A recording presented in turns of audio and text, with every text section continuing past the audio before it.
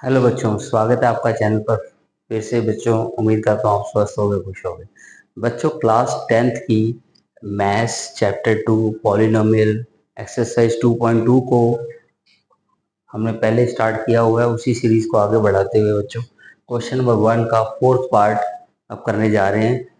उम्मीद करता हूँ आपको पिछले सारे पार्ट समझ में आए होंगे बच्चों। और अगर आप पहली बार इस वीडियो को देख रहे हैं तो पिछली वीडियो जरूर देख लें ताकि आपको पूरा कंसेप्ट क्लियर हो सके। तो बच्चों आओ सीखें इस क्वेश्चन को कैसे करेंगे। बच्चों इसमें हमने जीरोस निकालने हैं, फाइंड आउट करने हैं जीरोस, और फिर रिलेशन को वेरीफाई करना है। जीरोस और जो कोफिशिएंट्स हैं उनके रिलेशंस को वेरीफाई करना है। इसके लिए आप अपनी बुक खोल लें और उसका क्वेश्चन रीड कर लें अच्छे से बच्चों, तब आपको बड़ा अच्छे से समझ में आएगा। आओ आओ बच्चों सीखें। तो इसका सॉल्यूशन करते हैं बच्चों।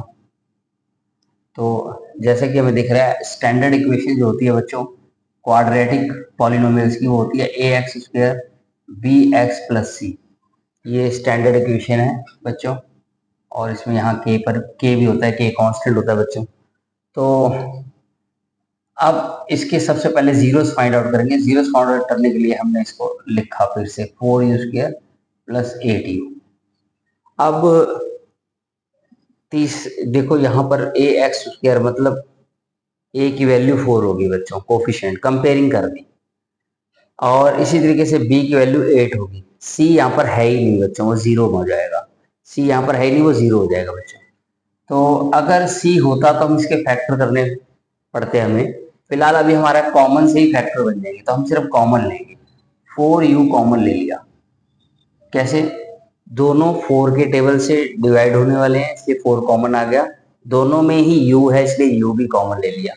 अब 4 और u अगर कॉमन आ गया तो यहाँ पर सिर्फ एक u बचेगा। अंदर साइन प्लस का लगाओ। 4 के टेबल में बताओ 8 कब आता है? 2 पर आता है।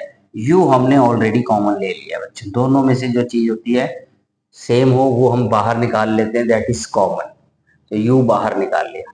अब क्योंकि जीरोस फाइंड आउट कर रहे हैं इसलिए हम इसको जीरो के इक्वल रखेंगे। तो एक बार 4u is equal to zero आ गया, कोमा एक बार u plus 2 is equal to zero आ गया। दोनों को जीरो के इक्वल रख दिया बच्चों।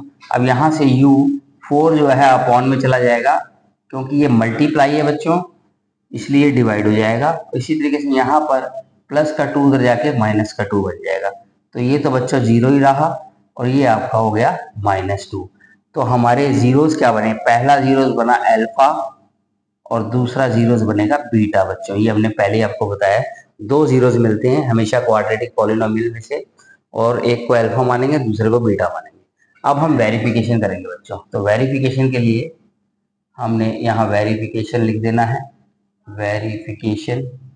तो वेरिफिकेशन के लिए हम सबसे पहले देखेंगे ए क्या है यहाँ पर। तो बच्चों ए को कंपेयर करते हैं, तो आप देख लो ए 4 है, ए 4 है। फिर देखेंगे बी, बी को देखो एक्स है यहाँ पर यू है, तो ये कंपेयरिंग हो रही है, बी की वैल्यू 8 होगी। उसी तरीके से सी देखेंगे तो सी के लिए यहाँ पर कोई भी नंबर नहीं है इसलिए हम लिखेंगे 0। तो सी की वैल्यू क्या होगी? 0। अब हम जैसे कि जानते हैं कि जो सम होता है वो होता है अल्फा प्लस बीटा, या फिर होता है -b/a। तो ये तो बच्चों कोफिशिएंट्स हैं, ये जो हमने निकाले हैं ये कोफिशिएंट्स हैं। अगर पहली बार आप वीडियो देख रही है वाली तो ये कोफिशिएंट है। और अब देखो सम निकालने के दो तरीके हैं, एक अल्फा प्लस बीटा यानी दोनों जीरोस को जोड़ दो प्लस कर दो, और या फिर -b/a। दो तरीके हैं बच्चों। तो सम अब देखते हैं, वेरिफिकेशन करते हैं, दोनों का आंसर इक्वल आना चाहिए। तो अल्फा की वैल्यू 0 है बच्चों, प्लस बीटा की वैल्यू है -2, तो -2 ब्रैकेट लगा के लिखना है बच्चों। दो साइन कभी भी इकट्ठे नहीं होते, मैंने बहुत बार बताया आपको। और इधर से देखें तो माइनस तो है ही है। बी की वैल्यू कितनी है बच्चों? 8। और ए की वैल्यू देखो आप कितनी है? 4। तो देखो जीरो तो कुछ नहीं होता, इसको हटा देंगे, प्लस माइनस माइनस होगा और 2। इधर भी देखें तो क्या आएगा? 4 2 8, तो ये भी -2। तो यहाँ से तो ये दोनों इक्वल हो गए। अब प्रोडक्ट भी देख लेते हैं बच्चों। प्रोडक्ट होता है अल्फा मल्टीप्लाई बीटा, डॉट मतलब मल्टीप्लाई है बच्चों यहाँ पर। या फिर इसका एक फार्मूला होता है प्रोडक्ट का, C/A। P है प्रोडक्ट ऑफ जीरोस, S था सम ऑफ जीरोस। तो सम ऑफ जीरोस को निकालने के दो तरीके थे, उसी तरीके से प्रोडक्ट ऑफ जीरोस को भी निकालने के दो तरीके हैं, अल्फा इंटू बीटा या फिर C/A। तो अल्फा कितना है बच्चों, 0 है, देखो आप यहाँ पर, और बीटा है -2। अभी अच्छा नहीं लग रहा क्योंकि मल्टीप्लाई है दोनों, ब्रैकेट लगाना पड़ेगा बीच में, ठीक है जी।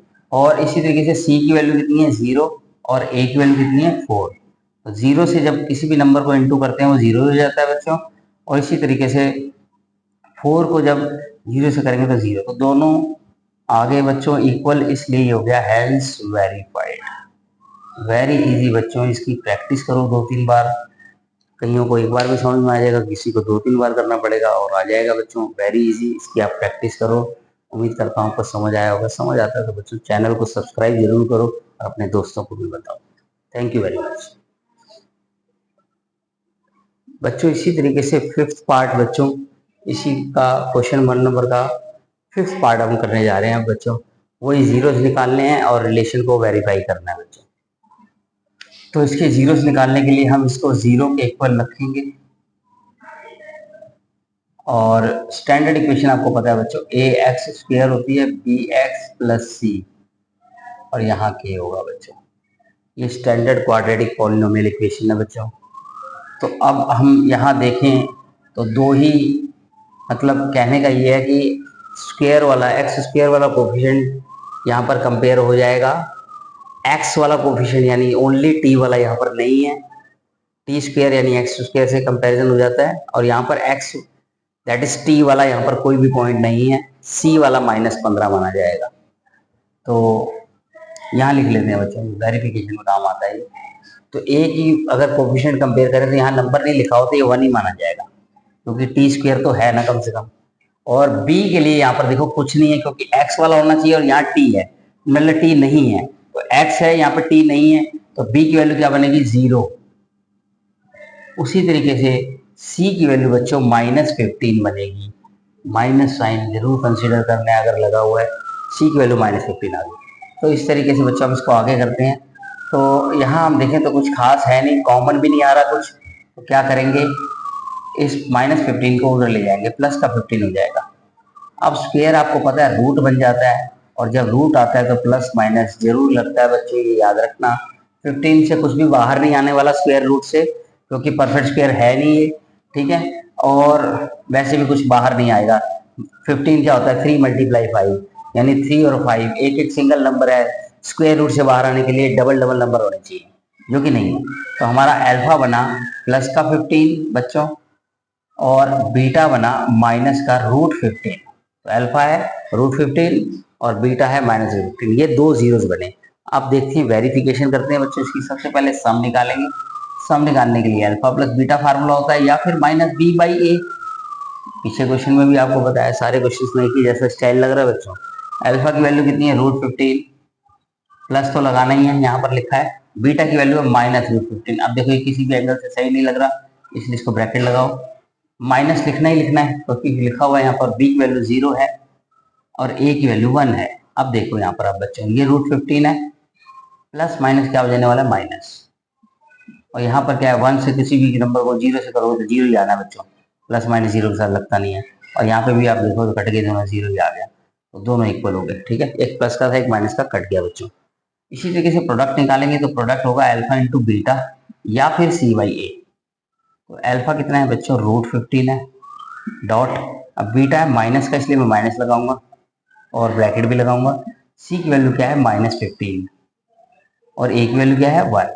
अब देखो √15 को √15 से मल्टीप्लाई करते हैं ना बच्चों, तो दोनों नंबर सेम है और दोनों पर ही रूट है, तो रूट हट जाएगा, सिंपल 15 हो जाएगा। माइनस का साइन लगा हुआ तो माइनस तो लगाना ही है आपको, प्लस माइनस माइनस होता है। √15 यानी 15 ही हो जाएगा ओनली। और यहाँ पर भी आप 1 से डिवाइड करोगे तो सेम ही नंबर आता है, -15। दोनों इक्वल हो गए बच्चों, इस तरीके से वेरीफाइड हो गया। उम्मीद करता हूँ आपको समझ आ रही होगी बच्चों। समझ आती है तो चैनल को सब्सक्राइब जरूर करें बच्चों। Thank you very much.